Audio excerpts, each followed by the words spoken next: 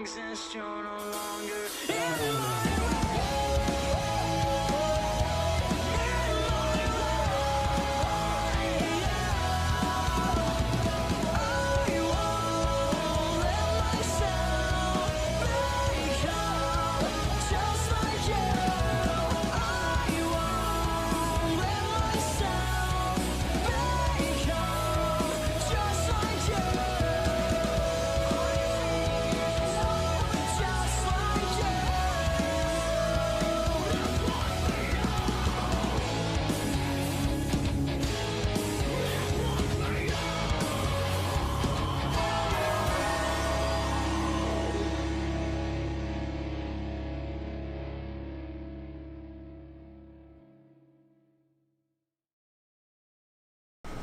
Welcome to AfterMat, your source for WWE pay-per-view recaps. I'm your host, the People's Champ Cal. Right? Yeah, that's my name for this. Yeah. I can't remember because I have so many nicknames I was thinking. Okay, that's it. Yeah. And alongside me, as always, I have my tag team partner, the Glamorous Anjulie. What's going on, Anjulie? Hello. Another Monday, another recap. Mm-hmm. Which is kind of weird because we'll get to why it's weird to have it on a Monday, but we'll get to that in a second. Tonight we'll be discussing SummerSlam 2021, the biggest party of the summer. Was it? Or was it not? We'll find out at the end of the show how we felt about it. But as always, I'd like to give Alicia a chance to give her a brief thoughts about how she felt about the show and stuff like that. For a SummerSlam review, I think it had a lot of hits and a couple of misses. We'll talk about those misses for sure. But I think overall, I think it still was a good show. There was just some decisions that were made that kind of left a bad taste in your mouth throughout some of the night. Right, and I know what as soon as when I saw it happen, because I know I watched it live. There's a possibility that I wasn't going to watch it live, and I know you'd let me know that you weren't going to watch it live, but I got to end up seeing it live, and I knew as soon as certain things happened. I saw some of the Twitter feedback as well from some of our supporters on the channel here, like their reactions to certain things. I was like, oh yeah, this is definitely going to be a point of contention on the show when we get to it. Not between us, but maybe between us and how we felt about what happens, that night. But speaking of that night, it was kind of weird to have SummerSlam on a Saturday night as opposed to Sunday night. Still no word, I don't think, why they did it. I'm not sure why. I kind of preferred it because for me, as most of you guys know, or maybe some of you know, but Alicia definitely knows, I go to bed really early. So, like, me staying up for a pay-per-view on a Sunday night and have to go to school on Monday morning, like early or late evening kind of thing, it doesn't really give me much sleep. So I like to have it. I think I liked it having it on Saturday. I know some people like to say they like to have the Raw right after it, so they it's like an immediate rebound for a Raw the next night. But I don't know, I kind of liked it, and it gave me time to talk to my friends about it the next day. And I know for people like Alicia who missed it, she had a chance to watch the entire event prior to it because she probably would have been able to watch it live had it been on Sunday, but it kind of gives you a whole day in case you had to do something the weekend. So with that said, Alicia and I put up a poll on Twitter that she's going to put up in the chat. Do you guys prefer pay-per-views to be on Saturdays or Sundays? So let us know. And Alicia, what were your thoughts about having it on a Saturday?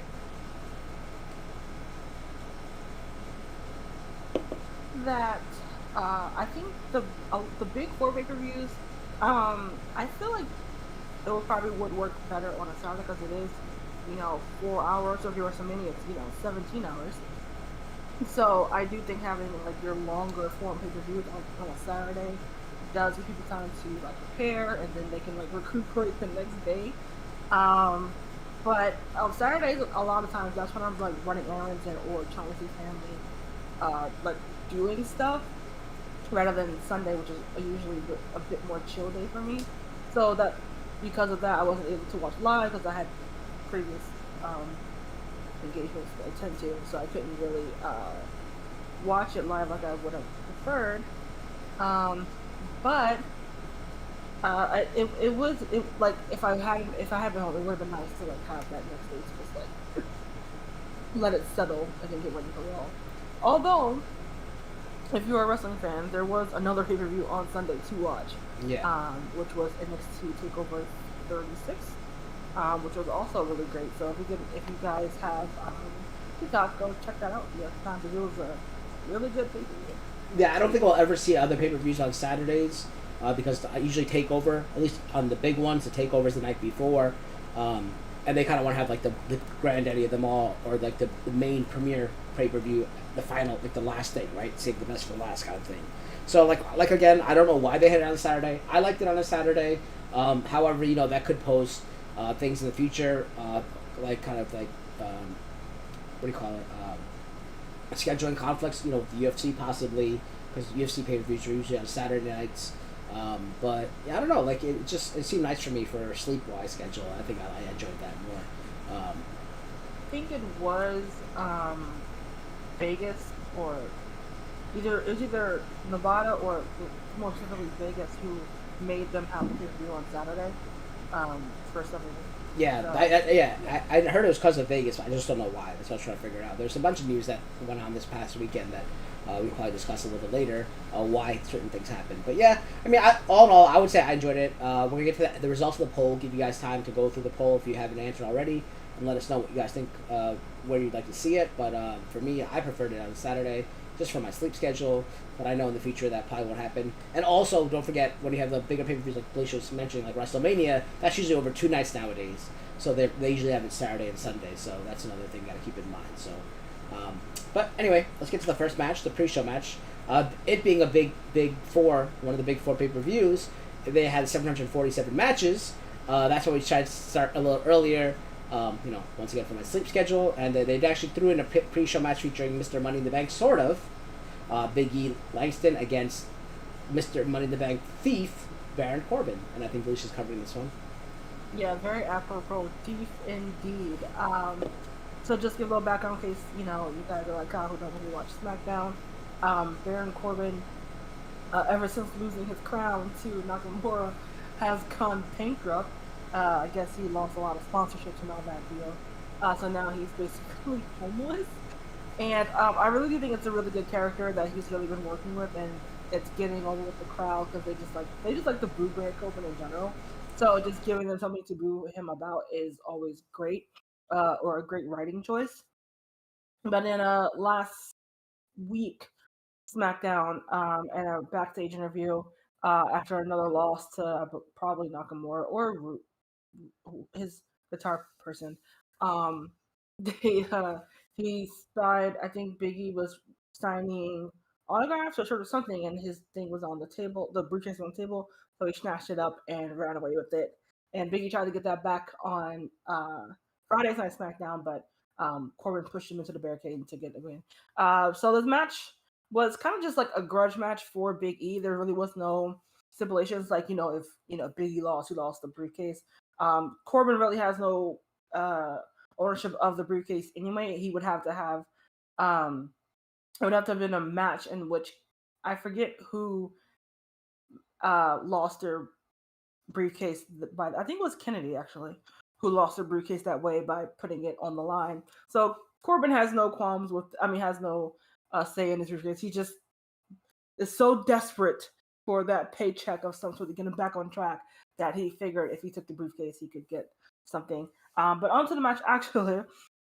Right off the bat, Big E was going after him, of course, because he's mad that this dude just stole his property.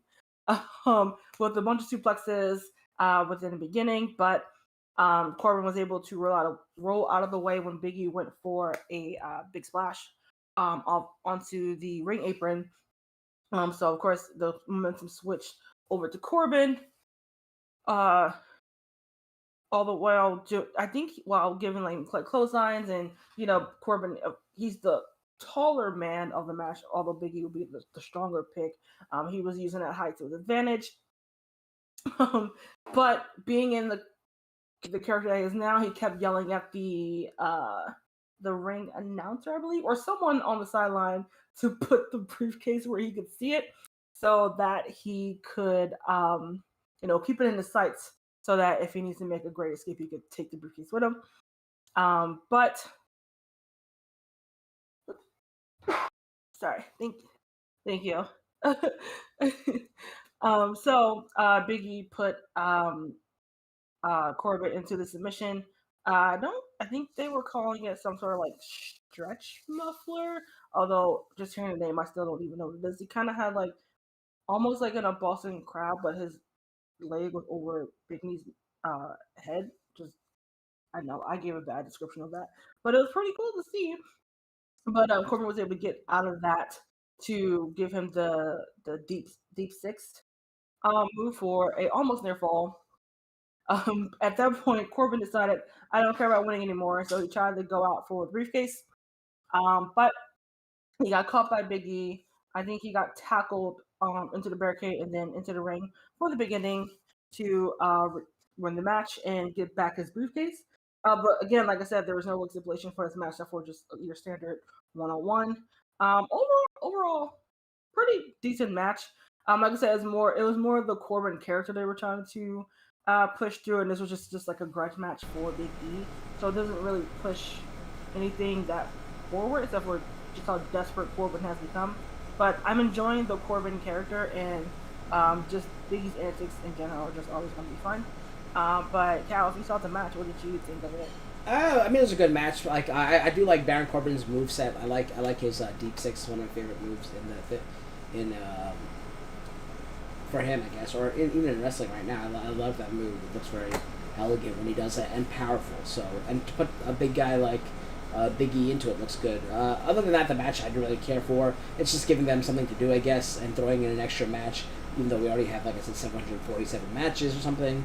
It was just something to do. And I did, I think Mr. Anderson, or Ken Kennedy, whatever his name was, did end up losing to Edge, right? He lost his, that's the second time Edge captured the Money in the Bank. After being the first legit winner, he captured it from Mr. Kennedy by a match. And I think also Otis, didn't Otis lose it the same way?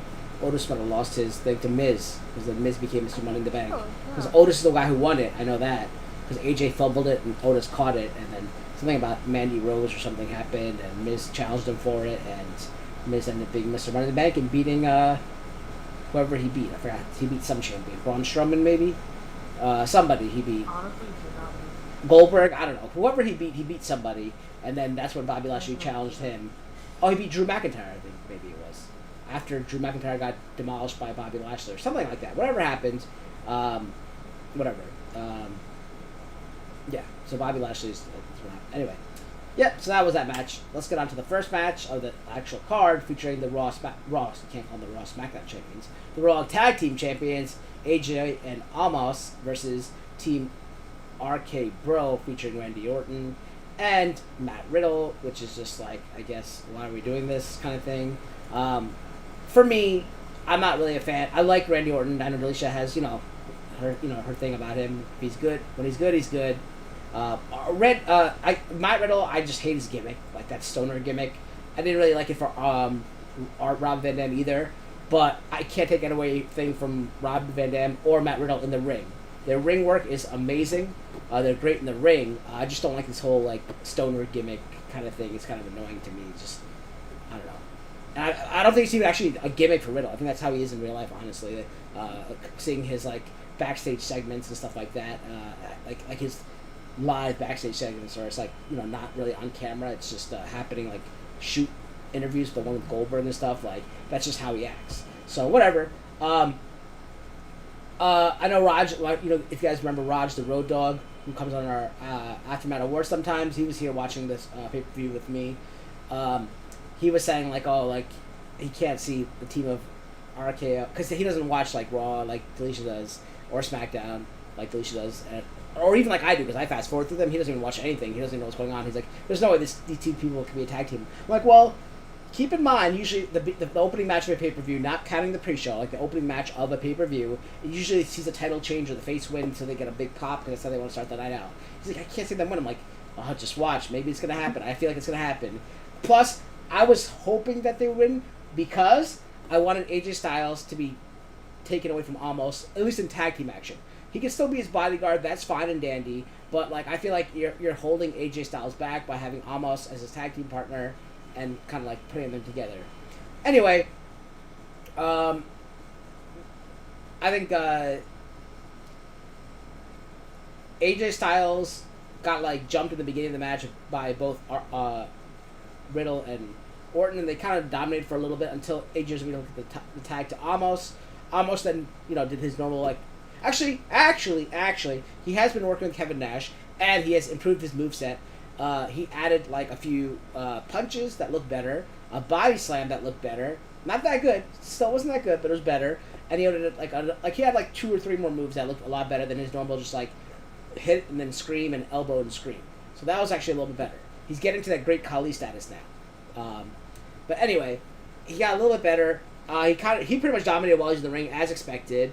Then AJ tagged himself back into the ring, I think it was, and that's when I think Riddle tried to keep Almost out of the match, but almost like just destroyed him outside the match. When AJ got back into the ring, he tried to go for the phenomenal forearm, and Orton tried to reverse into RKO. Then it turned into like a small package via, small package for AJ to go for a pin, which Orton kicked out. Then hit another. Then this time he actually hit the RKO. I'm not gonna say out of nowhere because you always expect it. Like there's very few times where I can say out of nowhere. Like I always have that gripe. I hate that they always say out of nowhere because he's gonna do it. First of all, when he gears up for it, like when he does like that slam fist thing, he's gonna do it. So don't say out of nowhere there. But also like it's gonna come. Like there's certain times like when it's gonna come. The other times like when like he did it against Seth Rollins in WrestleMania. That was awesome. That was like an out of nowhere. The one he did against, I think it was Evan Bourne when he did like the splat, the 450 or whatever, the shooting star or whatever it was. That was pretty cool. That was like out of nowhere. But this wasn't out of nowhere. We knew it was coming, and that allowed allowed Orton to get the pin and RKO and Randy Orton and Matt Riddle, your new Raw Tag Team Champions. Decent match. I mean, it wasn't really that great.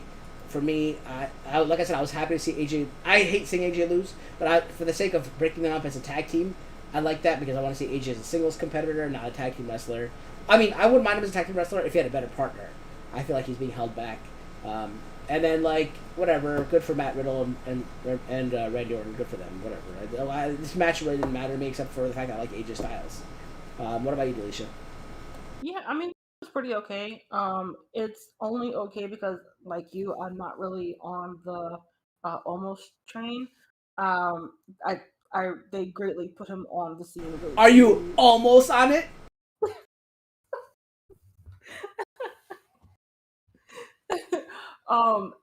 It's really tough to be on his side. They put him out way too soon. They should have waited for him to actually get through the performance center and do stuff. I mean, when he was just AJ's bodyguard, I guess it worked. But now that you want to put him in the ring, it's very clear early of how green he is. And it's not to say I'm not waiting for an opportunity for him to get better. Like I want him to so he can keep his job. But yeah, those two really weren't doing it for me. And Riddle and Orton they have chemistry together. You can't deny them that, and the fans are really into them. So them getting the titles was the right decision.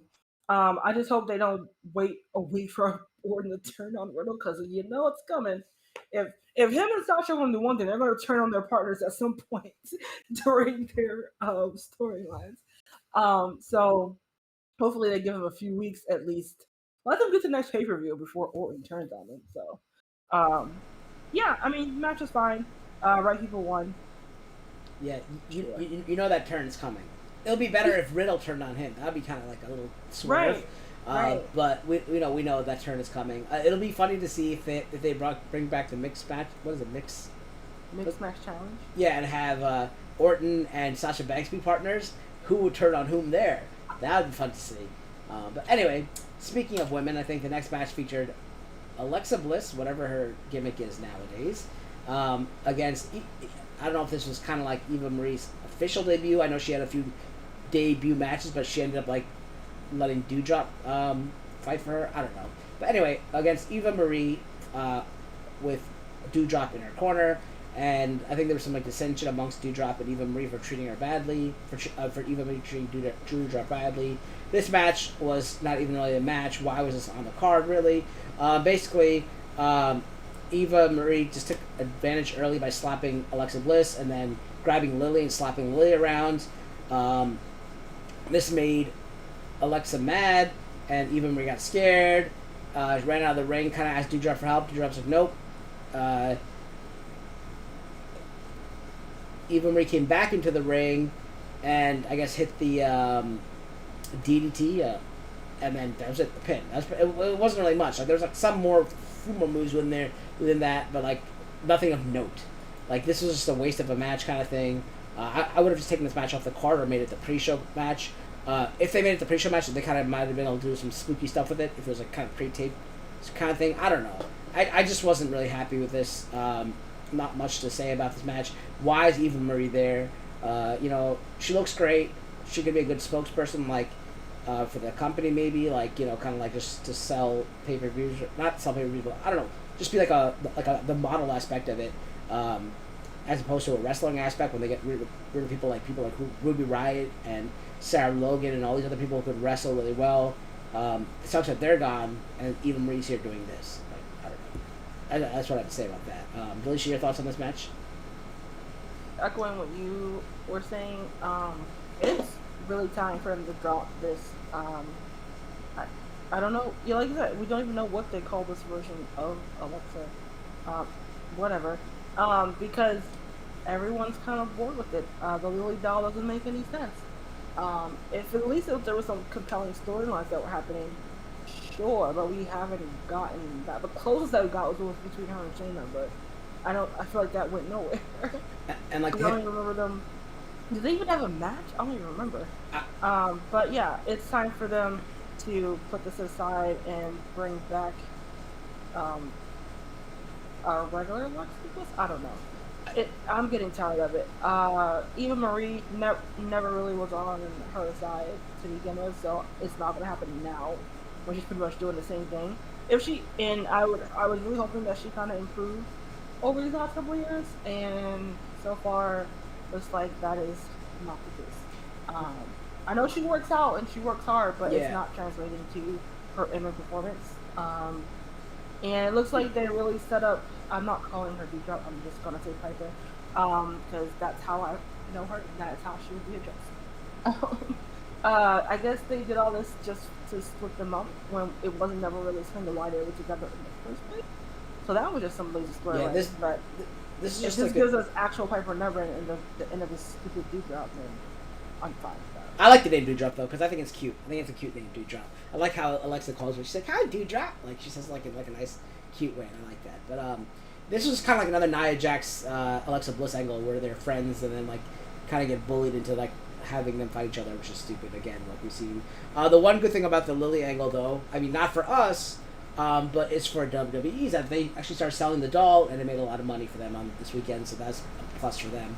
I think if it was back to like the Thunderdome and stuff, then they could be doing cool stuff with Alexa Bliss again, but obviously now with a live crowd, you can't really do that, especially with the hypnotism. That's kind of stupid as well.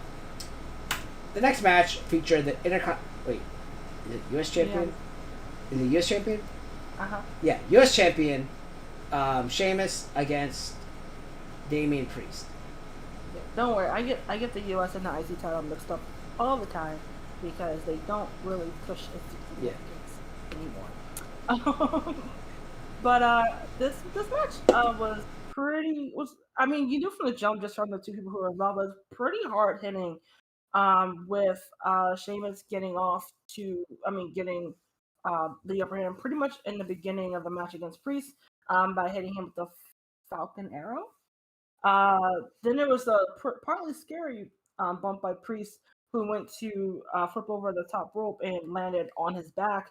That was a little scary, but he seemed to be all right throughout the rest of the match. But being the great works that they are, they kind of worked that into the match where Sheamus continually targeting his back throughout the match to emphasize of that as like a injured area.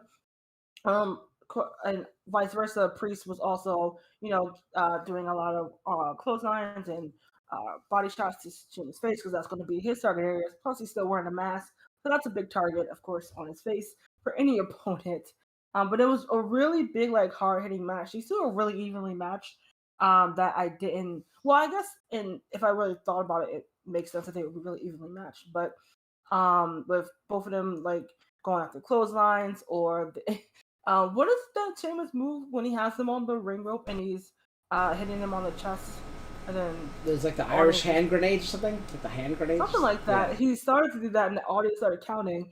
So he stopped, and I just thought that was a pretty nice, like, heel move. Be like, no, you're not gonna count with me. This is not counting time on Sesame Street. Um, but we almost got a near fall with Sheamus clotheslining Priest off the top rope, which I think I left to a 2 count, and then Priest will kind of reverse that to get his own 2 count a little bit later with his, I think it's called South of Heaven. They changed his names of his movesets a little bit around, then went back to it, so I kind of forgot. But I think it's called South of Heaven.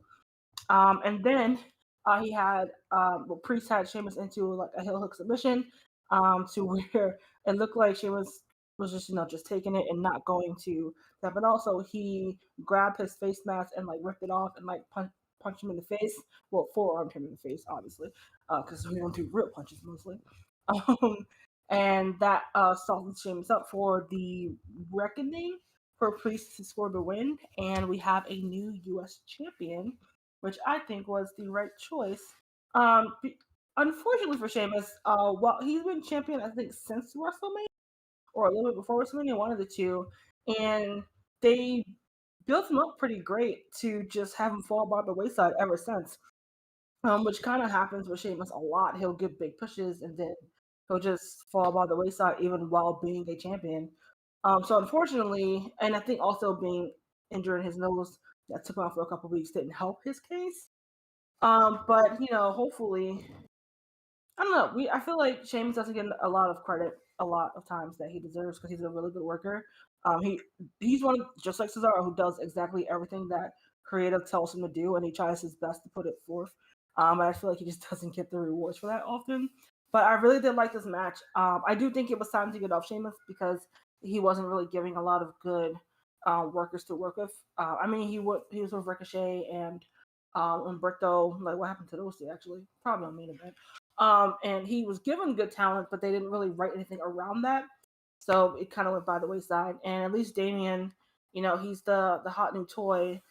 Probably literally and figuratively for some of the ladies' point of view. But he's also a really good worker in the ring. So I'm excited to see what we may go with that. And I'm pretty sure this feud isn't over because Sheamus is coming with that belt back. Well, he's gonna want a great match. So we'll probably see it one more time, but hopefully we can start adding in new people to play around with that title. Yeah. What did you think? Yeah, you actually took the words right out of my mouth. I was going to say, people, like, I always say, like, whenever AJ has a match with anybody, he looks great, right? Another person who can do that is Cesaro. And another person who can do that is Sheamus. Same as Cesaro are great workers, like you said. And I was actually going to say that, then, that's where we're tag team partners, I love seeing them together, and they always they have no problem putting anybody over either. So they do whatever's best for the business, and they work really well. What I really liked about this match, before I get to Damien Priest, is that it was very stiff, right? The moves were very stiff. The knee strikes were hard. It looked very solid. It was a very solid match. Damien Priest started to grow on me. I wasn't a fan of him at first because of his trash bag tag team partner at WrestleMania. But yeah, he's this guy's athletic for a big dude, and he's fun to watch. And he's like also a stiff worker as well. So I enjoy watching that kind of like hard hitting action brawler style, which he's kind of like a not a high flyer, but he can do cool like moves and also be a brawler, right? So that's cool and fun to watch. So I really enjoy him, and I'm glad he won. Now they can move him on and do things. For Sheamus, I feel bad. Yeah, unfortunately, another short run for him again. Maybe this could now push him into the tag team contention with maybe Cesaro again. The Bar, one of my favorite tag teams of all time. The Bar, great tag team. If not The Bar, I've heard rumblings that Drew McIntyre wants to work with Sheamus again as a tag team partner instead of an opponent. I know they've been feuding, but they can always, people, always switch up being a heel and face on the whim just by a backstage segment sometimes. Look at Randy Orton. So Sheamus and Cesaro might be great again, or Sheamus and Drew McIntyre. That'll be fun to watch. But good for Damien Priest. I'm starting to enjoy him. Some of these NXT people are starting to grow on me. Like I said, it took me a while for Bianca Belair. Actually watching her matches, that's what got me into her. Now watching, this is probably my second or third Damien Priest match I've seen. I'm enjoying his work as well now. The next match featured the Smackdown Tag Team Champions, the Usos, defending their championships against the first ever father and son tag team of Rey Mysterio and Dominic. I think they said it like 18 times. Alicia made it a point to tell me they also said it like 18 times. And I think Alicia's covering this match as well. Yeah. Um, I'm just gonna say this: if you've seen the Usos and Rey Mysterio matches in the last 2 months, you got the same thing here. Unfortunately, they've played this combination so many times that when it came to the championship match here at SummerSlam, it didn't feel fresh. It didn't feel new. The Usos, being the veteran team that they are, they went after Dominic right away, keeping him away from his father for the bulk of the match, as he is the more inexperienced wrestler and tag team uh, partner. So even when Dominic was able to get the hot tag, they did kind of slouch down on Rey as well. Again, just using that uh, that brother connection or twin connection, and being partners for so long, they're able to just get out of whatever Rey Mysterio was trying to get on them. It really came to the last little bits of the match where I believe Dominic tried to go for something on the top rope, but one of the Usos did a uh, oh my gosh, almost I think crossbody onto him to take him out of the running. Ray would then try to get he did hit a 619 on one brother, but the other brother was able to get him out the way, so he couldn't get the count. But then they after they took care of Dama, they were able to do a double super kick onto Ray, and then the Uso was able to do their I don't know does this move have a name where they just do a body splash off the top rope, getting the 3 count and retaining their titles. Like I said, if you've seen their matches before, it's like it wasn't bad, but we've seen all this before, so there was really nothing new to see. I guess the newest thing would be Ray's ring gear, which is always cool to to watch at the different pay-per-views. But yeah, I was texting Cal. I was like, I'm just really not into Dominic and Mysterio as a tag team. Ray's going to Ray. He's going to be great. Again, Dominic still green out in that ring, and he doesn't really do good mic work yet. I mean, he's still so young that he can really grow into this, and maybe a year or a couple years down the line, we can look back and be like, oh man, he started out pretty green, but he managed to turn around, hopefully. But at this point in time, I'm really not into them as a team. And then the Usos, they're just great. So you really can't say anything about their in-ring work. Tear up anything bad about their in-ring work at this moment in time. And yeah, it was good on them to keep the titles, keep the family unit strong, holding belts. What did you think of the match? Are you into the Mysterios? I mean, like, yeah, I don't really care for them as a tag team either, but it's cool to see.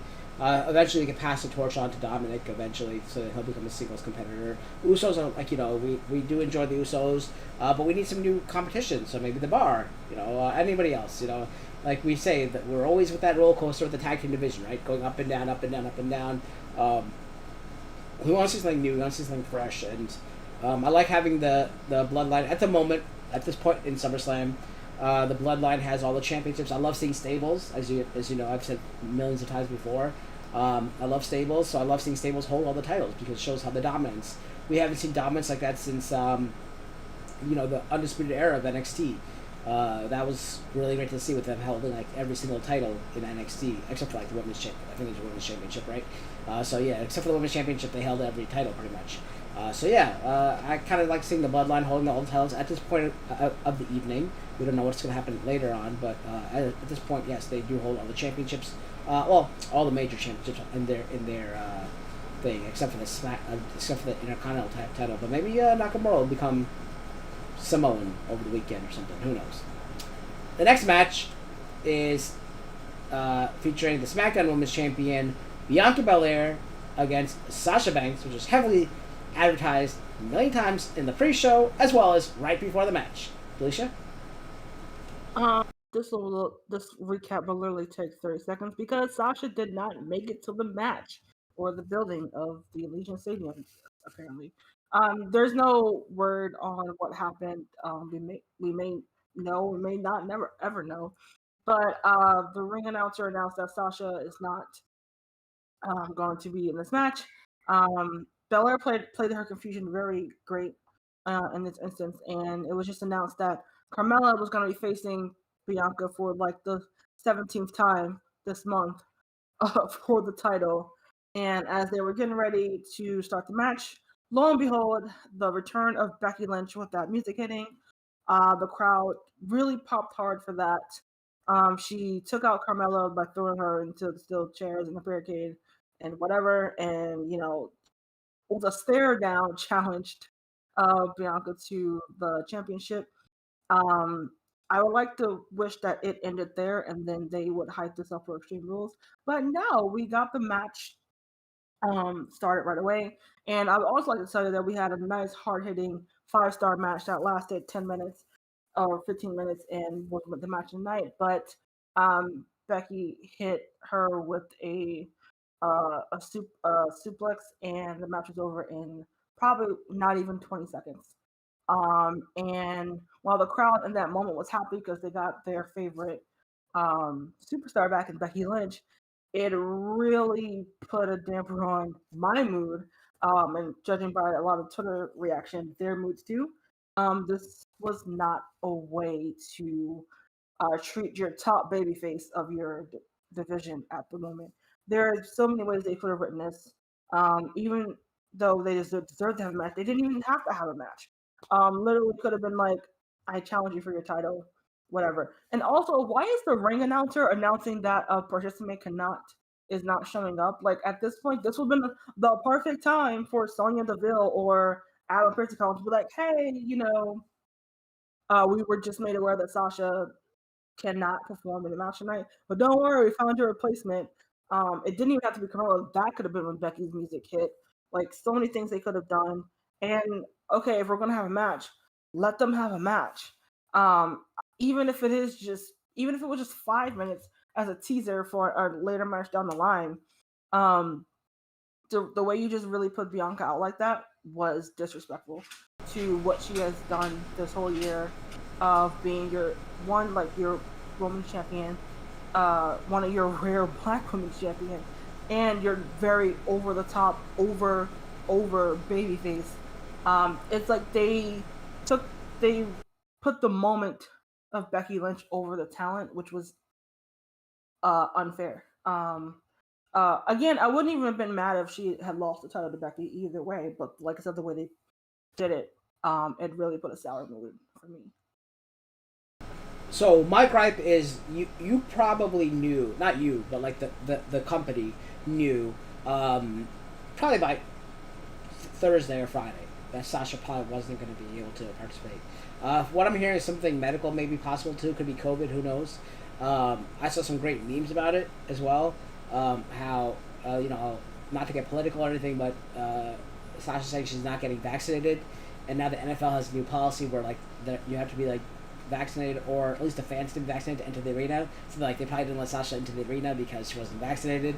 That was funny, but like going back to Raj again, the Road Dogg, he was saying that like, hey, why are they advertising this match? I thought it's not happening. I'm like, what are you talking about? He's like, I thought Bianca versus Sasha was not happening. I'm like, I mean, they're advertising right now. This is during the pre-show. He's telling me. He goes, oh, because I heard Sasha was not. It was a no-show like the whole week. I'm like, what? And he like looked up reports and said, yeah, like she didn't. I guess she didn't show up to, like the fan events or Smackdown or anything like that. So something was going on. I'm like, oh, well, I'm like, would that be the case? Or like, would they actually advertise it pre-show and then have the pre-match package as well? They should have done that. That's my gripe. Like, why would you do that, knowing, I would have done exactly what you said, like have Sonya Deville or the other dude come out and say, unfortunately, Sasha's not here tonight. Our thoughts and prayers might go out to her and her family, or something. I don't know. It's just something like she was not medically cleared, unfortunately. So yeah, here's her new opponent, and had Becky Lynch come out, maybe, or did it the way they did it, but just maybe it just seemed very anticlimactic with having Carmella out there first. I guess just to have Bianca say, if it's not going to be tonight, it's going to be another night. And especially they put all the historical aspects, right? Like one of the best WrestleMania main events. It was groundbreaking. Even though it wasn't the first black women to main event WrestleMania because of Ronda Rousey. I love to say that stat, but in all honesty, yeah, that match did make history. It was probably one of the best matches of the night, if not the entire WrestleMania. And they really threw that at you, right, in the packages and the commentating. And then to have this happen, like the way they did it. Now, if it was a last-minute thing, I could see them scrambling, and yes, maybe they're holding out for Sasha Banks. Yeah, she'll make it. I mean, but if they knew ahead of time that there's going to be a problem, they should never have played the packages. They should never have promoted the match pre-show. All that kind of stuff, that's what I have against it. But if it was a last-minute thing, okay, yeah, they had to do it this way. Now, to get to the actual match, if you can call it that. What I'm hearing is that Becky's turned heel from her tactics, because she beat up Carmella, and then she did like a shake hands, let me hit you while I'm shaking hands, and then a rock bottom kind of thingy. I don't know. Bianca has been made to look as the EST. Now what is she, right? Like, after losing to one move, if you count the punch, 2 moves, count the handshake, 3 moves, right? Like, it's so stupid. Like, like you're building her up to have talking about how she had the greatest match at WrestleMania, setting history, making history. Seconds later, you're gonna have her lose it in 3 moves, 2 moves, 1 move. Like, it's stupid. Like, I don't know. And yeah, it was a shame. Like, I saw on Twitter, people like Big Time and all them were like, "What the hell is going on? Like, this is crap." And I agree. Like, I love Becky Lynch, and like, I wasn't the biggest Bianca Belair fan, but she grew on me with her work ethic and her moves and her everything. Just like Damien Priest grew on me. Like, watching her matches, she grew on me, and I really started to enjoy her, and I was really looking forward to this match. I'm like, maybe Sasha will finally get her moment. Instead, we get Becky didn't need a moment, right? Becky really didn't need a moment, and I don't know if I can blame Becky for this. We can obviously blame the writers or McMahon or whoever, but I don't think we can blame Becky. It's probably they told her like, "Hey, we need you right now because the universe is upset that we're not going to get this historic match again, So get out there and like bring the crowd back up, right? So and that's probably why she got out there and did that. To have her win I would have agreed with you, like, don't have them fight. I don't. Maybe she's not medically cleared to fight. That's why it was only 1 move thing. She just was pregnant. I know. Maybe I don't know what's going on with all that, but maybe she wasn't like I don't know what it is. But it probably couldn't. She probably wasn't in shape to have. She looks great. I'm not saying she doesn't look good. But maybe like the cardio or something. Maybe I don't know what it is. But maybe she couldn't put on a match, right? So they could have done like, yes, we're about to fight.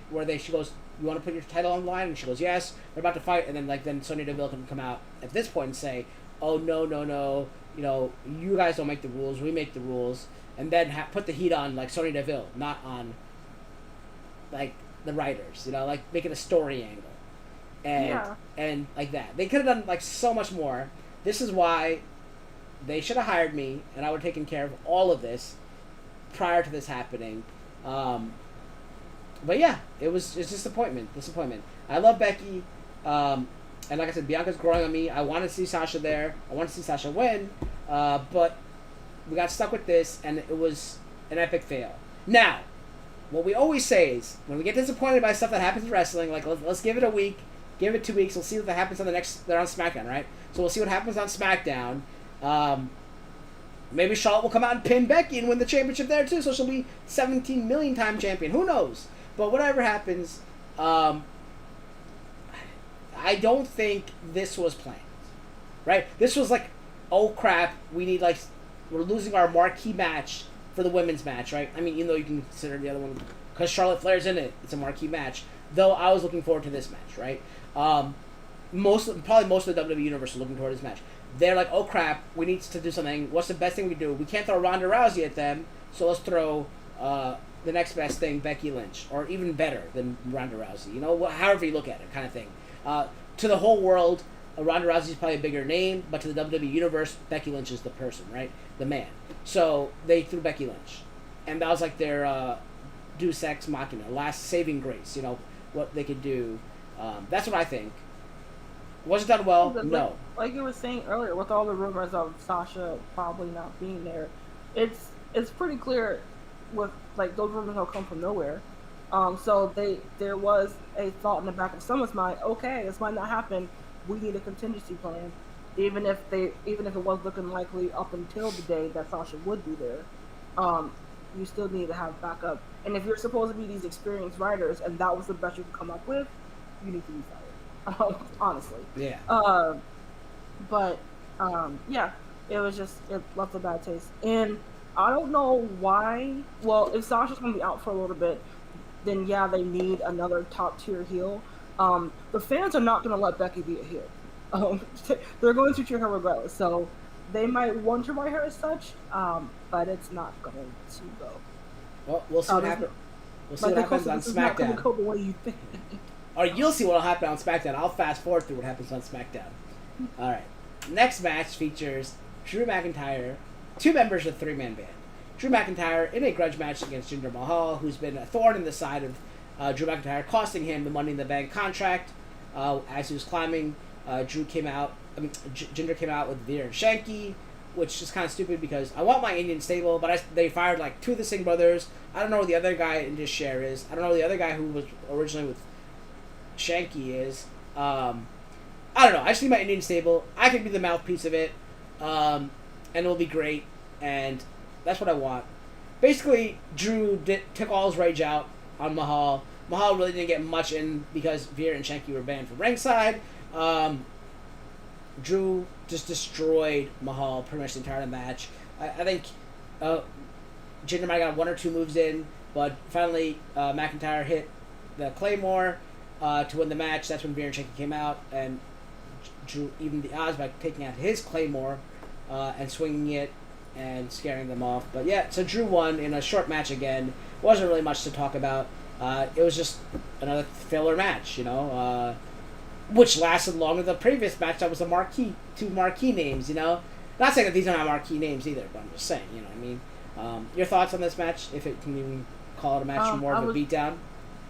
I was bored of it, because Jinder deserves so much more than this. He's a really good talent, and they don't really use him as such. So I was kind of hoping that this would be like a legit, like, even if Jinder still lost, that to really showcase what he can do, especially on a big review like this. But no, he was just cannon fodder for Drew McIntyre. Whatever. Hopefully these two are kind of done with this, and Drew put the sword back, because that's also kind of down. Why are you waving it around? You can't really do anything with it. It's a nice prop for your entrance, but you try to put that in the story.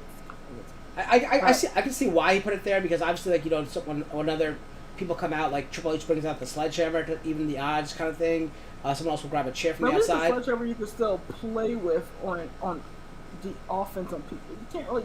I know the one probably in the ring is a prop, but they're playing it as a real sword. Yeah. And even though we're supposed to suspend some amount of disbelief, being wrestling fans, we still know you can't stab someone with a sword because you will go to jail.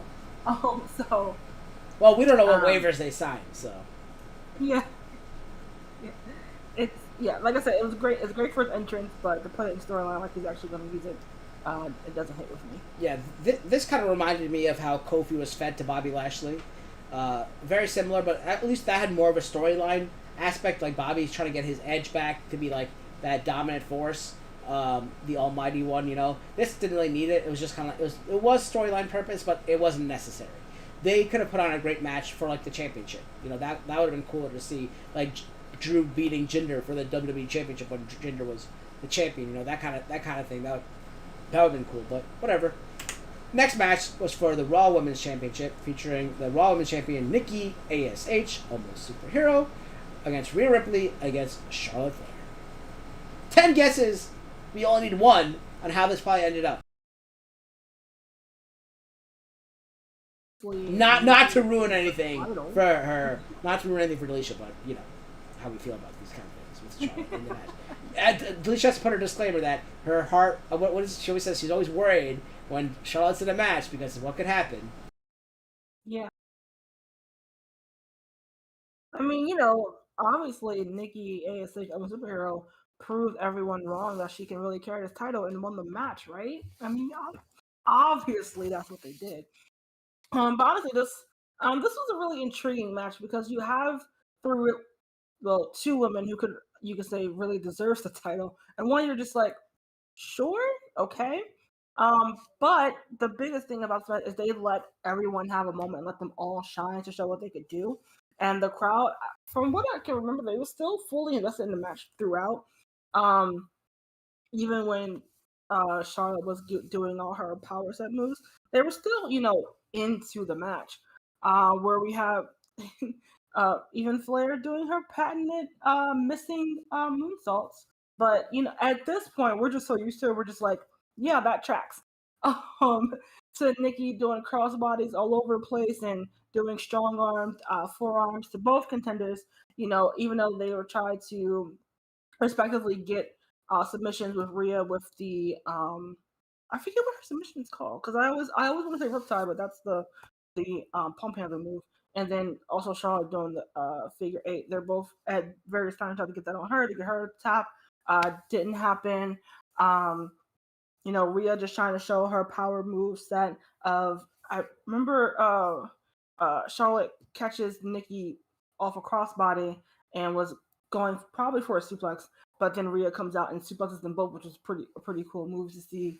With her power set, and Nikki being the more faster paced opponent, trying to battle out with actually I can't even recall what her signature move is called in this iteration of her character.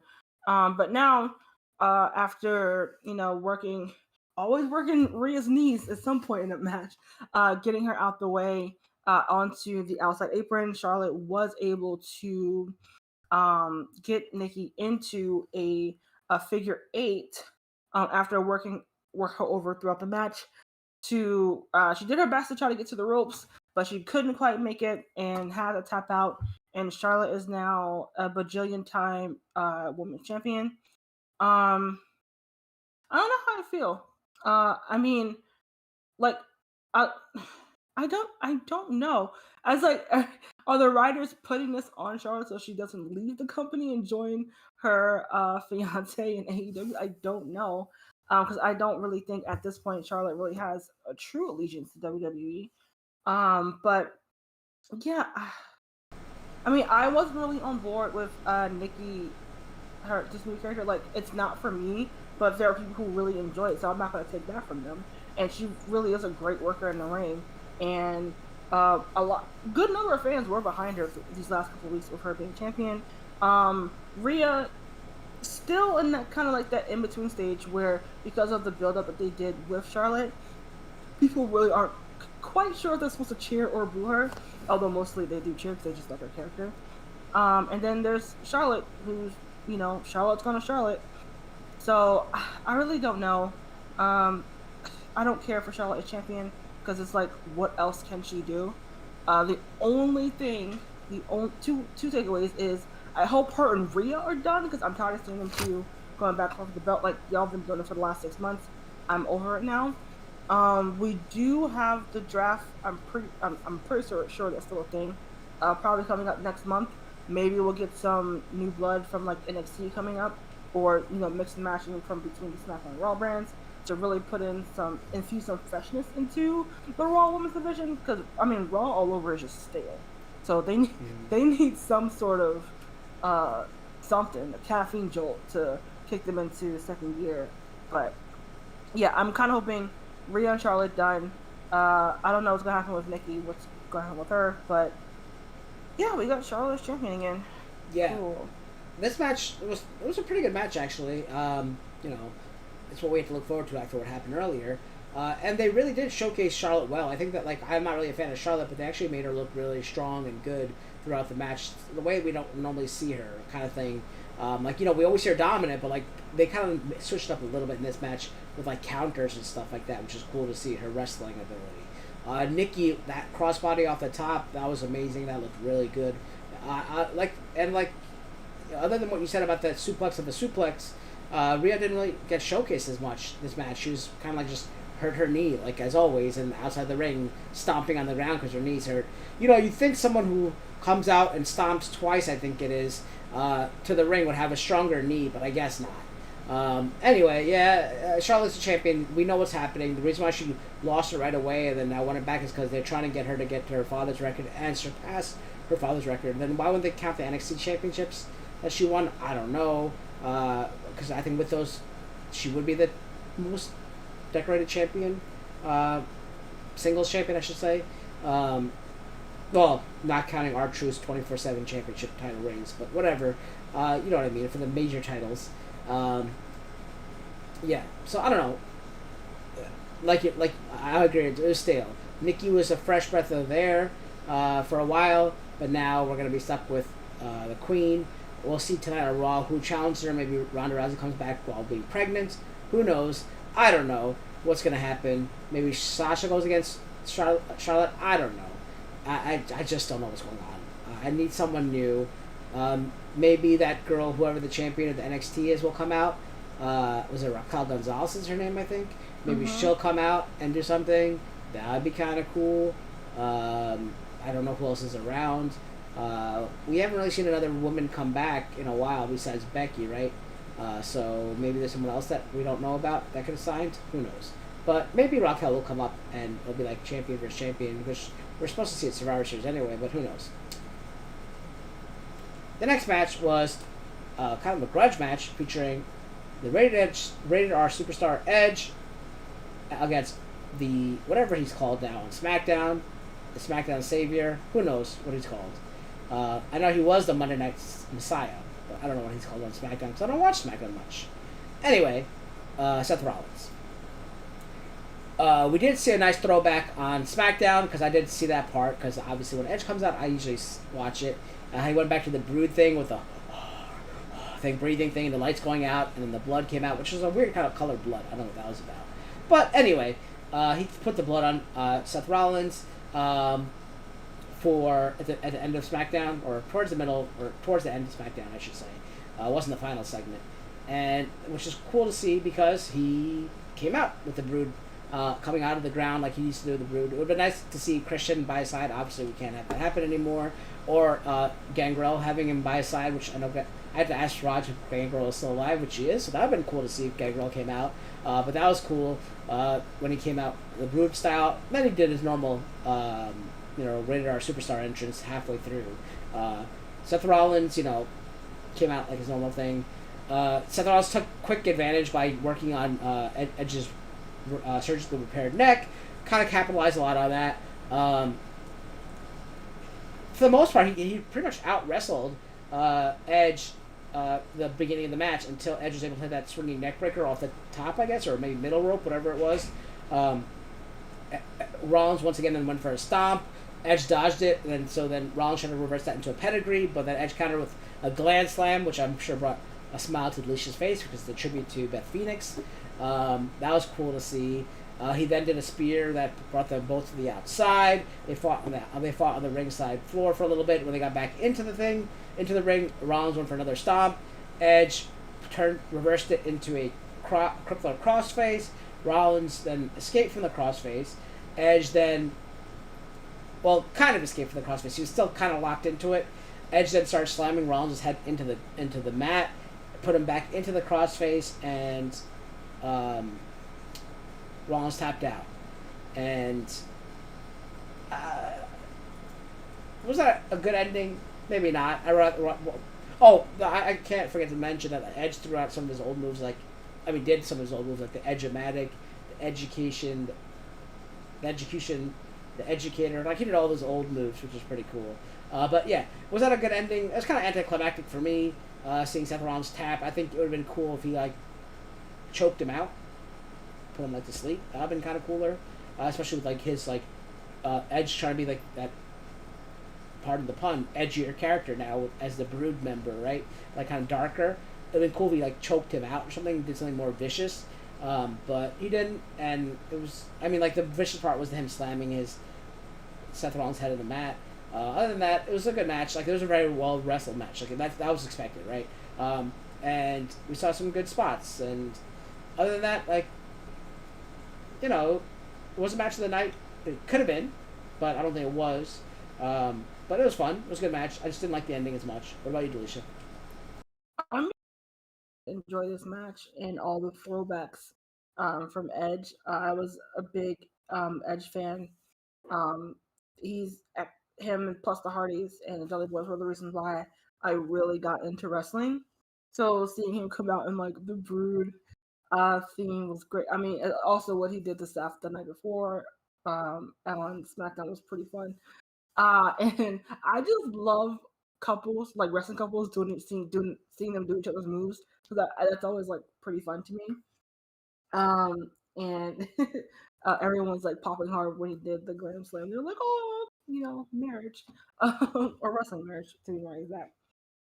And you know me, I do love storytelling in the ring, and I do love that Seth kept trying to go after Edge's neck because, as he kept saying in his promos, he should have ended the deal. What was it, 7 years ago when he was gonna curb stomp him? That time.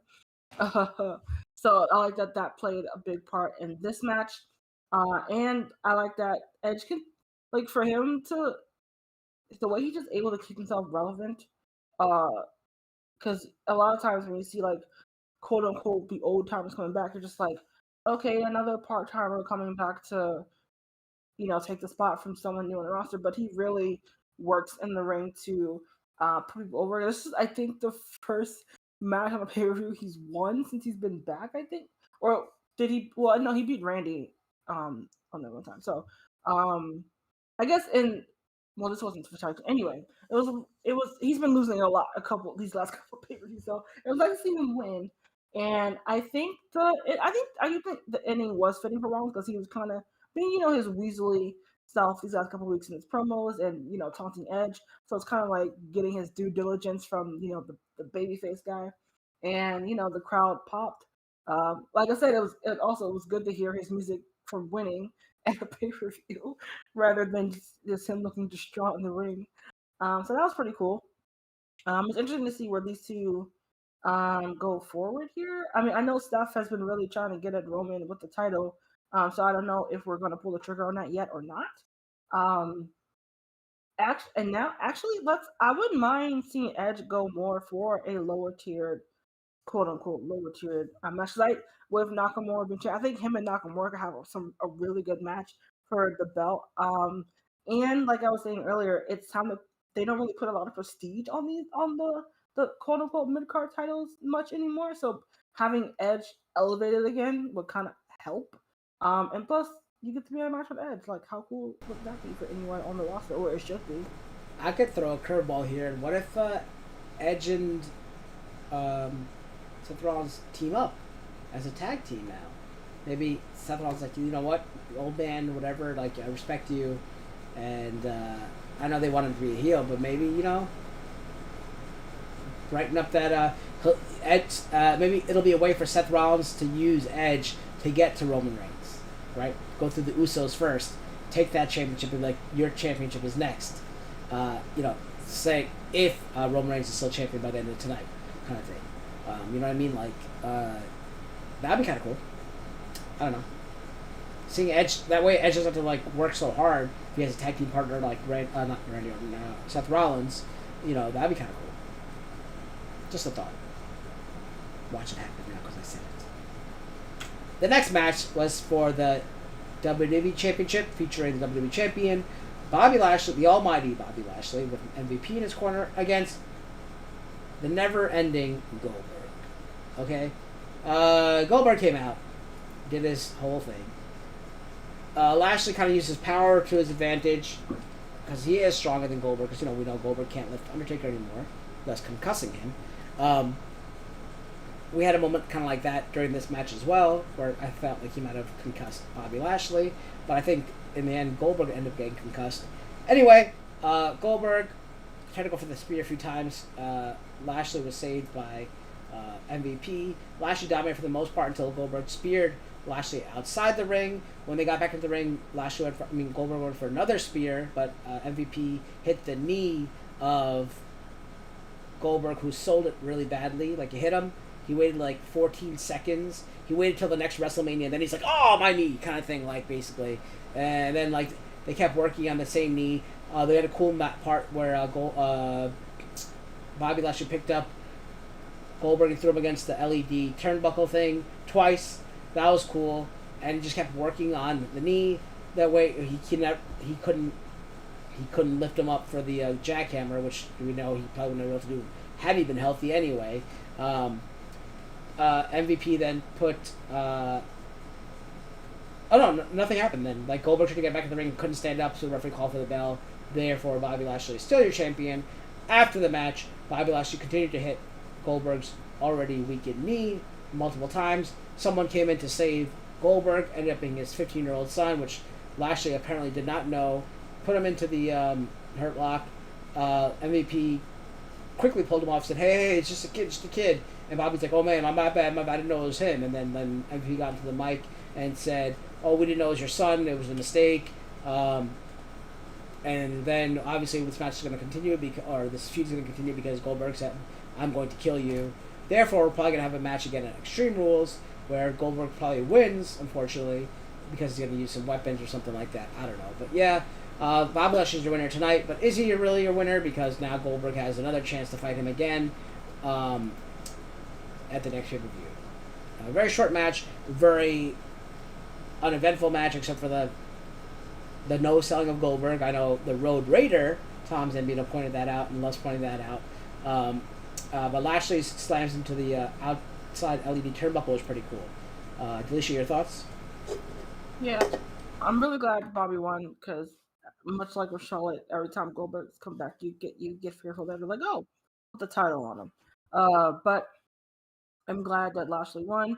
I really wish Lashley was able to be the dominant one in this match, because that's how he's been booked these last couple of weeks. So why wouldn't he be dominant against Goldberg, who's like 53 years old now? I'm tired of Goldberg. I mean, I was never really a big fan to begin with, but this come in twice a year. I guess he does have the Brock Lesnar treatment as well. I guess it's cool for him to get that pop from the crowd, but he adds nothing to feuds or matches, in my opinion. So I don't need to see him. But unfortunately, like you said, gonna see him again. Hopefully, again, we get the same result. Hopefully, maybe this time Lashley can dominate. But given now that they entered his son into this feud, that really loves to put in those family members, man. Especially the sons. Hopefully, like I said, Bobby retains and he can be dominant still. Yeah, unfortunately, that's not going to happen. And why keep putting a guy who can't even do his finisher anymore? Especially against bigger guys.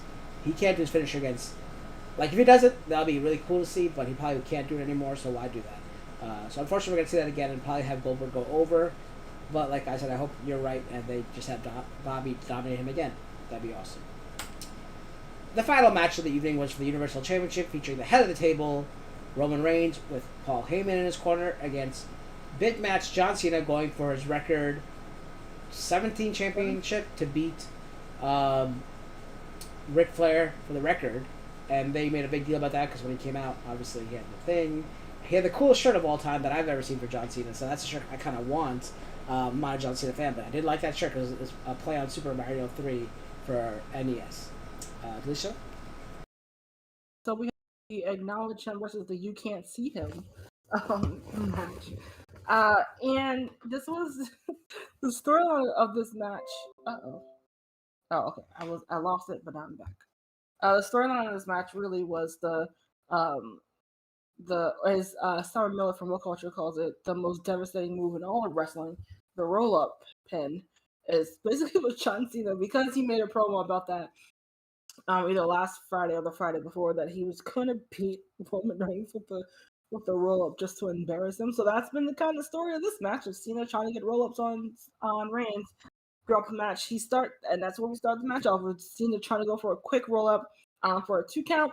Then taunting Reigns, reminding him that he only needs to beat him by 3, which is how you win a normal match in the first place, John. But I guess he might have forgot. It's been a while. So, forgive him. He has so many lines to remember from his 15 movies.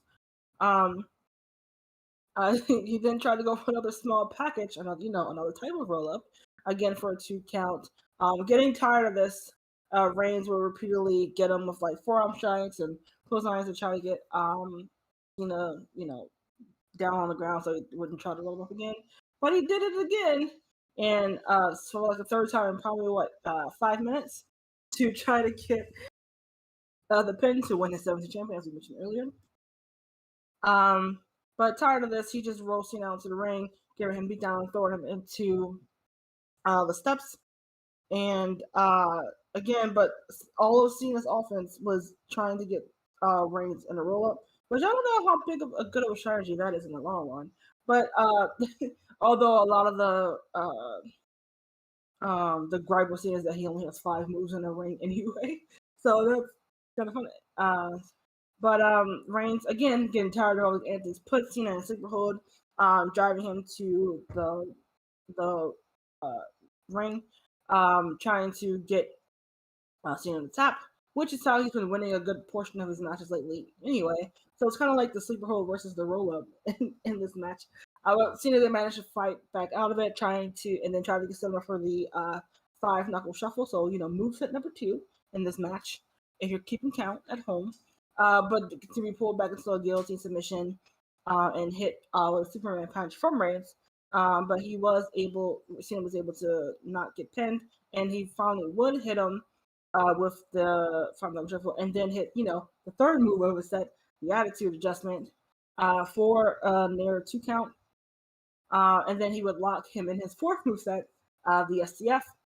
But Roman was able to get out to the ropes, and then was able to get back on the count again.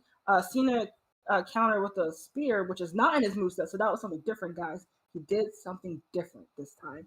But there was an outside the ring, so he wasn't able to convert that to a pin. But he did get another attitude adjustment, and I believe this is when he did it twice in a row. So still couldn't get Reigns put away. And then Reigns would go and counter it with a Superman punch for another near fall. There's a lot of near falls in this match, so gear up. Reigns also tried to go for a spear of his own, but he missed. He hit the ring post. And then once again, Cena hit with attitude adjustment, but again, Reigns kicked out. Then we got a back and forth of punches back and forth. And again, Reigns able to hit the Superman punch, followed by a spear to finally get the pin on John Cena. Which was a pretty solid match. I don't think it was the best match from the both of them, but storyline, it fit. John Cena just wanted to embarrass him by getting a roll-up pin and, taking the belt with him to Hollywood. And Reigns, he did have a good part of the match where I think while he had either Cena in a submission or just on the ground, he was talking to the camera to Hollywood saying he's beating up your guy. He's not going to be able to make movies after this. So I thought that was pretty funny. Being in character of the head of the table, it was he's just knocking out of the park with his now that he's actually pun intended, having the reins of his promos and not being overly scripted. We're able to see exactly what Reigns can do. So that's been a really nice treat. And we thought the match was over. Before we get... No, I'll get that in a second. He grabbed the mic, and I thought he was going to hit another promo, and then we didn't get that. But before we get to why he didn't hit the promo, what did you think of the match, and are you glad that Reigns won? And would you have been surprised or upset if Cena did win? I would have been upset if Cena won, first of all. Second of all, just because I don't want to see him break the record, I'd rather have seen like someone else break the record. Not Charlotte either. Maybe somebody else. But yeah, Cena is that WWE guy, so I think eventually he will break that record if he ever comes back. But what I'm hearing is that was his last match in WWE. I don't know. Which is kind of stupid for him to say, like, oh, I'm back, guys. I am back. Like, and now that's his last match. Like, he had one match and that's it. So I don't know what's going on with all that kind of stuff. And welcome to Entertain, by the way. Thank you for joining us. Another of the stupidest things I've ever seen for this match is, what did he say? I'm going to beat you 1, 2, 3, right? That's the whole thing, right? He had a promo 2 nights, not 2 nights in a row, but 2 weeks in a row. Right about that? 2 weeks in a row, he had, I'm going to beat you 1, 2, 3. Delisha, is there any other way to win a championship? It's a submission. Submission! So why is he saying I'm going to beat you 1, 2, 3? Right? Like, I just say I'm going to beat you because I can beat you by submission too. Just because I want to embarrass him by a pinfall? No! You can win by submission. Does that mean you're not going to go for a submission the entire match? But guess what? He did the STF. Right? So, like, makes no sense. Like, say I'm going to beat you, now I'm going to beat you 1, 2, 3. I know it was all for a gimmick and all that, like, sound bites and all that stuff. But no, there are other ways to win a match, right? For a championship, I say.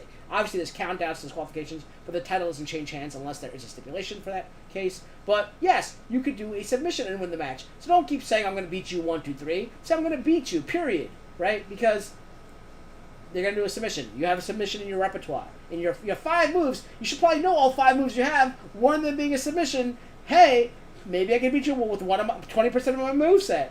No. So that was stupid. That was my first gripe. Second gripe, I already mentioned earlier, so I guess that's my first gripe. I don't know, it's my 0th gripe. Whatever it was, I said, why is he saying he's back to stay and this apparently was his last match? I don't know. Great match, though. I enjoyed it. It was really had me on the edge of the seat because I was scared to see Cena win. Like I said, I loved his ring gear. I loved his entrance. That was awesome because the entrance had all his titles going across, like the Titantron, like when he won 1, 2, 3, 4, going all the way. That was really cool. His ring gear for the Super Mario with all the championships in the back. I might want to get that shirt. As much as I don't like Cena, I do respect him, and I do love that shirt because it's a good gaming shirt as well. So I might try to get that shirt. But yeah, like it was just a good match, and Roman, hey man, he's getting great with his like I always say, Skye always says, like when he's slow and methodical, that is when he kills. He's a killer. When he tries to keep up with people like Cena, The Rock, people who are quick, Triple H, quick on the mic, he can't do it. He can't do it. But I could see the Paul Heyman influence on him on his few promos that he did cut, because I did watch the promos that they cut the weeks prior to it, leading up to SummerSlam. He's been getting better with his promos. They're definitely heavily influenced by Paul Heyman, and I can see him getting that Paul Heyman attitude. He is a Paul Heyman guy now, from what it seems like, right? So I do enjoy that aspect of Roman Reigns, and I want to see him win because I want to see him get that 1 year as a champion, right? Because at that point he was at 360 days or something like that, something very close to 1 year. So I want to see him get that 1 year. I think if he hits it by... Well, now we know he won, right? We already said he won. So if he going against a SmackDown, that will probably be a celebration for the 1 year, maybe, for the entire bloodline. That's another person, Naomi. Naomi can go for the championship. But wait, I don't know what brand she's on. Damn it. Whatever. That's another person for the bloodline to get a championship for. Unfortunately, that's who they could have had come out, right? They could have had her come out against Bianca Belair and win, but I guess they wouldn't have done that because Naomi seen as a lesser tier athlete. It's not Becky Lynch, right? Anyway, yeah, having that celebration kind of thing. I don't know. I just feel like Cena, they sold everything so well, and they delivered, right? It wasn't like they sold the Sasha and Bianca match and didn't deliver. Here they delivered. I just had a gripe with Cena saying, I'm here, I'm back, guys, and now that's his last match. If that's true. If the rumors are true, that's his last match. Great match to have. Good send-off. Way to pass the torch to Roman Reigns. I have nothing to say bad about that. It's just, why do you say that you're back and you're not really back, right? Kind of thing. Like, he's like, because I can understand them saying they're back and them leaving, that's fine. But he said, I'm back and I'm not going anywhere. Like, you might think this, I think he made it a point to say in his promo, this is not a one and done, guys. I'm here. I'm back. I'm back home. I miss you guys, And he kept emphasizing that. Maybe it was just to sell the pay-per-view. Maybe not. But that's what I had a gripe with. Other than that, great match. Great chemistry between these two in the ring. Great animosity between the two in the ring. I really enjoyed it thoroughly. It was between this and the Edge and Rollins for the match of the night for me, in my opinion. But yeah, that it was good. It was good. But yeah, it's cool to see Roman kind of now set in stone. It's just funny because I always say when he what did he just beat prior to this? Edge, right? He didn't beat Edge. So that's another thing. Edge still has a shot, right? Because Edge never really lost. First of all, Edge pinned Daniel Bryan at WrestleMania. Let's not forget. First, he tapped him. I sent you the video clip of him tapping Roman at WrestleMania. Then he pinned Daniel Bryan because remember, Roman put Edge on top of Daniel Bryan, then got on top of both of them. So in my eyes, Edge had the pin there. Third of all, he didn't lose to Roman Reigns at whatever pay-per-view was before this, which I can't remember, Money in the Bank. Seth Rollins caused a DQ, right? So technically he won. So Edge is still has 3 up, in my opinion, on Roman Reigns. So theoretically, he could still be in the title picture. But as soon as as soon as Roman Reigns ended up winning that match, kind of, then Cena comes back, right? It's always a stepping stone, right? So what happens, Delisha, after Roman Reigns beats John Cena? What's the next stepping stone? If you have been around wrestling for the last 10, 15 years, there's usually one person who makes an appearance around SummerSlam season, as we call it, and that one is the Beast Incarnate, Brock Lesnar. As Roman, as I mentioned earlier, was about to say something we don't know yet. His music hits, and the fans go crazy, and it's a new version of Lesnar that we haven't seen. I don't know what you want to call this. Part of Lesnar, soccer guy Lesnar, hippie Lesnar. I don't know. He has the man bun going on and the facial hair, and stuff. So I don't know. And for the first time in a long time, well, we get a reverse situation of when the last time these two met, Roman was the face, people, even though he was getting the blue and cheer treatment, and Brock was the heel, or booked as the heel, I should say. Now we have the reverse, where Roman is our true heel, and pretty much Brock's going to be our face because he's going to get cheered out of the building. And, of course, any person going after Roman usually is the face anyway. So we are going to be set for Roman versus Lesnar 2 or 3, but it almost feels fresh because this is a new version of Roman. This is a interesting version for Brock because his mouthpiece is gone. He's on the other side. Paul Heyman, he's aligned with Reigns, not with Lesnar this time. So people have been making a joke that really the next match is for Paul Heyman's affection, not for the title. It's interesting. Kyle knows. I'm not really the biggest Brock Lesnar fan. I will prefer him over Goldberg because Lesnar can still hold himself down in a ring because he keeps himself in great shape to do so. But I am intrigued on how this will go because, like I said, we don't have Heyman on Brock's side. I don't want a Heyman turn. He's been really great in this. What is his title? I don't remember. The Wise Man. I almost said assistant. The advisor, the Wise Man. Yeah. Like he's been really great in that role, and I don't want him to turn on Roman. So it's just really interesting on how his match is booked. What kind of match we will get, if this will be at Extreme Rules, and what kind of match of that caliber will we get, or it could be a straight up match, who knows. But I am interested on how this goes. I don't want Lesnar taking the belt of Roman. No, don't do that. He's not the one. He is not the one that needs to take it off Roman. He's not the one. But I still think it should be. All right, well, we'll get to what I think who it should be in a little bit. But for me, I am wearing my Brock Lesnar shirt today. I usually don't wear my wrestling paraphernalia because I'm usually in my pajamas because I go to bed right away after this. But for Lesnar's return, I had to wear it. So if you remember me saying this a few AfterMats ago, I did say it would be cool to see Brock Lesnar come back, and Heyman would have to decide on who he wants to go with. Because now, like you said, if he's a good guy and Roman's a bad guy and Heyman's sided with him, who's sided with Roman? Who's going to be the mouthpiece for Brock? Right? Who's going to be the mouth? He can't talk. I mean, he can talk, but you know what I mean. He can't really talk well.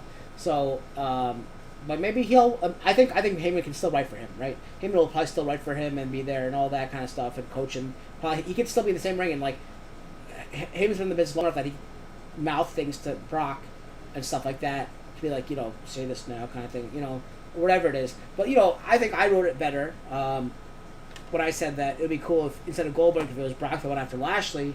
But beat Lashley, then you had the Survivor Series between Roman and Brock. Because I would have wanted to happen this a lot earlier. That way, Heyman had both Brock and Roman on dominating each brand. He had the two best people, the two champions on each side. And then what happens when they come to Survivor Series? They got to fight each other, right? That would have been cool. And then that's when Heyman has to choose who he's going to be with. But instead of having this is going to be intriguing though. I'm very, very excited about this angle. Just to see what happens with Brock and stuff like that. And it's cool. I'm excited. So I can't wait to... You like the man bun? I mean, I knew he had this look because I. Yeah, true. I saw a picture that said Brock Lesnar's unrecognizable with his new hairstyle. So I clicked the picture because I thought it was clickbait, but it wasn't. And he's had a man bun. He doesn't look bad. I mean, like I feel like he's more fun now. He probably has more personality. So we'll see if that carries out into the matches and stuff. However, what happens next is going to be probably the most intriguing storyline that we have for a while in the wrestling thing until come Survivor Series with the return of The Rock, maybe, possibly. But right now, with this, is the most intriguing storyline carrying us to the next event of the Big Four, which is Survivor Series. I'm really excited for this. Is the next stepping stone going to be The Rock? That's the question, right? If Roman beats Brock, which we hope he does, right? As much as I love Brock, Roman is really carrying the company right now and carrying my enthusiasm for the company as well. He's really intriguing, you know. I think Big Time even said he bought like every single shirt Roman Reigns has since his new gimmick. If he beats Brock and he goes and cuts that promo at the end of Extreme Rules, I think the way he beats Brock is not clean. I mean, it might be clean because he beat Cena cleanly. He didn't beat Edge cleanly, but he beat Cena cleanly.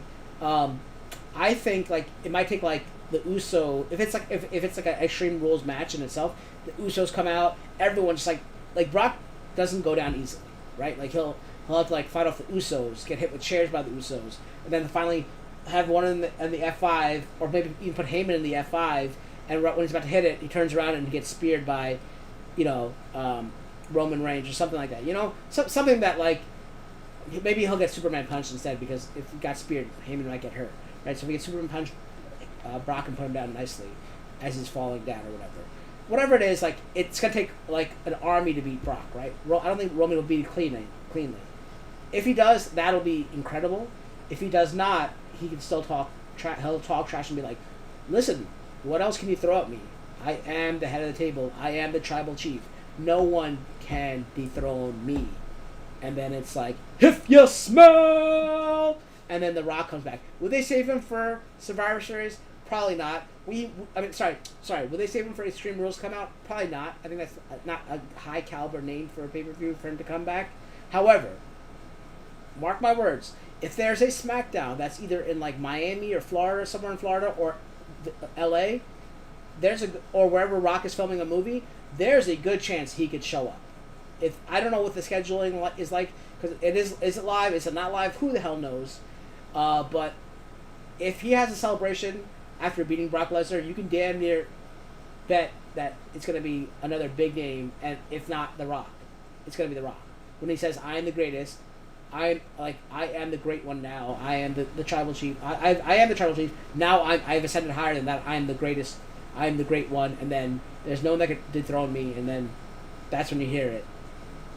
And The Rock comes out. Do you think with as Hell in a Cell is our October thing, right? Do you think we might do a twofer with him and Brock, like because of the shenanigans that will probably happen to actually move? Maybe you lock them two in a cage with no of some sort. Yeah, I think this feud should go on for a while, in my opinion. If Rock is not coming back, this should go on for a while. Because Lesnar, he has a 2-match pay-per-view. I mean, a 2 pay-per-view deal, right, or something like that. I have no idea what he does his deal like 2 is. pay-per-views or something like that. I don't know what his deal is, but I think you best believe that Vince signed him through WrestleMania. I would assume. Signed him through WrestleMania to include WrestleMania. So I don't know what's going to happen. That's how if The Rock is scheduled to come back to Survivor Series, that's the only way I can see it happen. It'll be too soon, in my opinion. I think this feud can go on for a while because I see it as a great feud. But if it has to be cut short, that's the only way I can see it being cut short. Now, who do I think should take the title away from him? I didn't say The Rock should take the title away from him. I think that would be the next stepping stone. Who should take the title away from Roman Reigns? I think the person who lost that, who actually didn't ever lose that title, and that's Finn Balor. I think Finn Balor should fight Roman Reigns, because I think that's the next step, right? That's the next evolution in the business. Finn Balor fights him, loses. Gets another shot, loses. Listen, man, the only way I can beat you is as a demon form. And then he comes back as a demon form. You know, dig deep, come back as a demon form, and then beat Roman Reigns for the title. Maybe at WrestleMania. I don't know. That's how I see it. That's how I see the person who beats him is Demon Finn Balor. Not Finn Balor. Has to be Demon Finn Balor because, we get extra overall rating points for Demon Finn Balor. But we haven't seen Demon Finn Balor in a while. Oh, actually, I don't know. Maybe he's been in NXT. I don't know. Nope. Okay, yeah. So we haven't seen Demon Finn Balor in a while. We haven't seen him since, I'm pretty sure since that match he... Bray Wyatt, maybe? Oh, yeah. Or Bray. Yeah, I forgot about that. No. I guess fortunately for me, I did forget it. So... But, yeah, since then. I like, this is a great feud. It was great with Cena. That was a good feud too. I enjoyed it. As short as it lived as it was, that was great. This is going to be great. Paul Heyman's going to be the one factor, the X factor in this feud. Mark my words as well for that. With The Rock, let's keep that on the back burner for now. You have WWE, you heard what I said for the plan. If you go through with it, just send me a check. And then Finn Balor, you heard what I had to say about that as well. With that said, let's go to our finishers. Felicia, we can go back to the poll. Remember, we asked you guys, with SummerSlam being something different, having coming on a Saturday night, did you guys prefer having SummerSlam? Would you guys prefer to have feature pay-per-views on a Saturday or on a Sunday? And what did the poll reveal for us, Felicia? It was slightly close, but we do have an actual preference from the audience. They said that they preferred Saturday nights. With 55.6% of the votes. We did get some comments as well. Our resident Lesnar expert, Tom Zanino, a rule reader himself, he says Saturday nights all right for fighting. I don't know if that was a quote or something, or making a fun, but it was pretty funny. But entertaining Connors and says he likes having the Raw immediately after, because I guess things are still fresh in their mind. And just in case you missed it earlier, I said I wouldn't mind having the big four on the Saturdays, and then just our standard, 2-hour reviews on Sunday is still fine. But yeah, that was the result. But Delisha, believe it or not, I think Money in the Bank ran longer than SummerSlam. Wow. Because Money in the Bank started at 7 and ended around 11 or 12, and this one started at 8 and ended at 12. So, believe it or not, now it was the big four. It's just, because remember, as we saw, some of those matches only lasted 5 minutes, if that, right? So, and there weren't that many backstage segments and stuff like that. So, I don't know. All right, let's go with you and your low point, your high point, your overall grade. So, no surprise, the low point is definitely the whole Bianca debacle because, like you said, they did her dirty. Again, happy for sorry, my dog struggling in the background to get my attention. But the moment of Becky coming back was great, but how they treated Bianca in that moment was not. High point, I think I'm going to give it to Edge versus Seth. I really enjoyed the story of that match. While, of course, Reigns and Cena had story too, it was kind of more gimmicky from Cena's point than the quote-unquote the grudge of Seth and Edge, because they took something that happened 7 years ago and turned it into, made it modernize it for today to catch up on that. And I really appreciate that. And overall grade, I think I'm gonna give it maybe a B minus because we still had some pretty good matches with maybe 3 of them not going where they should have or could have been. But I still overall enjoyed his brew and had fun with the matches that we had. Yeah. For me, I would agree with you. The whole Sasha Bianca debacle was for me the low point. I have to say for that as well. High point, agree as well. Probably the Edge Rollins match. I really enjoyed that, as well as Brock Lesnar's return, because that was huge for me. I loved it and seeing where the possibilities of what's coming next. That's going to be awesome. Overall grade, I think I'm going to give it a B, because I really enjoyed the pay-per-view. However, like I said, there were those huge drawbacks, such as the Bianca debacle with Sasha Banks, and the Goldberg match as well. That was really awful. I did not enjoy that, so that's why I give it a B. But other than that, it was fun. I think there were some great moments as well. So, Delisha, where can we find you, and do you have anything in store? So you can find me at Delisha_Renee on Twitter and on Instagram. I do have a YouTube channel which I do just healthy inspired recipes and blogging about our family life. If you've been following me for a while, I haven't posted quite in some time just because there were some life events that were happening. Mainly, we moved and getting that all together was a pain in the butt. But I am gearing up to get back into filming rotation. And it kind of is kind of like sort of it's like the anniversary month of my year on YouTube. I don't have a special video for that, but I am going to get back into filming more regularly, especially as we are getting more settled in the new house, with some announcements to come soon. As for me, I don't have any games scheduled again.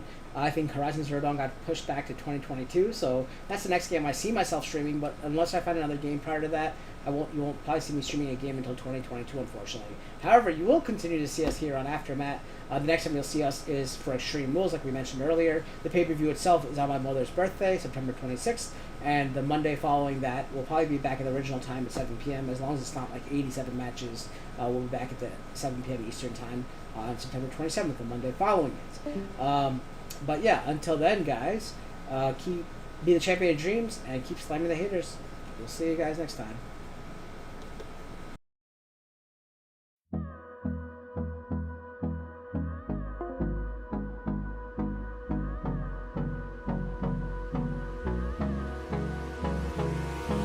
Hold me close till I get up. Time is barely on our side. I don't wanna waste what's left.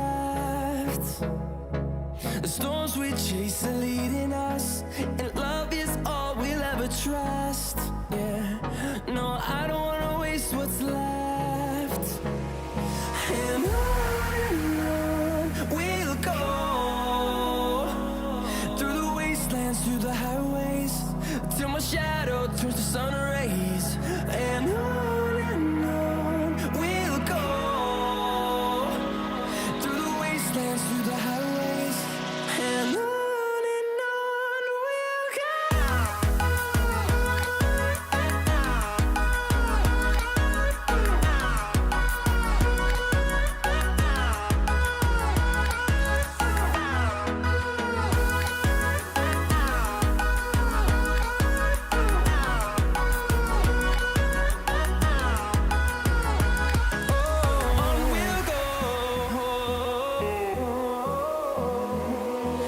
finding life along the way, melodies we haven't played. No, I don't want no rest. Echoing around these walls, fighting to create a song. I don't wanna miss a beat. And on we'll go, through the wastelands, through the highways, till my shadow turns to sun